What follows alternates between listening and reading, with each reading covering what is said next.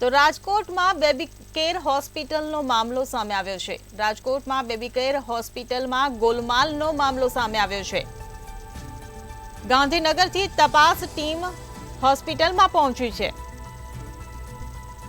તપાસમાં ડોક્ટર મશરૂ ગેરરીતિમાં તેમનું નામ સામે આવ્યું છે।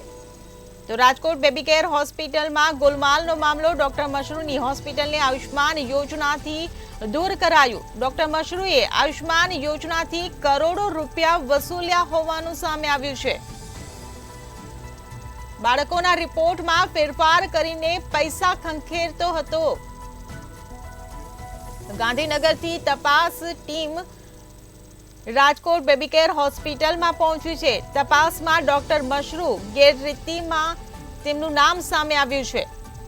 તો તપાસમાં ડોક્ટર મશરૂનું નામ ગેરરીતિમાં સામે આવ્યું છે। ડોક્ટર મશરૂની હોસ્પિટલને આયુષ્માન યોજનાથી દૂર રાખવામાં આવ્યું હતું। ડોક્ટર મશરૂએ આયુષ્માન યોજનાથી કરોડો રૂપિયા વસૂલ્યા હોવાનું સામે આવ્યું છે।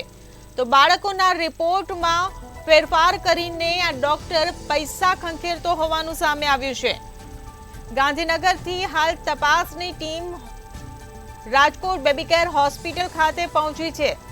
ગાંધીનગરથી તપાસની ટીમ હોસ્પિટલ ખાતે પહોંચી છે। તપાસમાં ડોક્ટર મશરૂ ગેરરીતિમાં નામ સામે આવ્યું છે।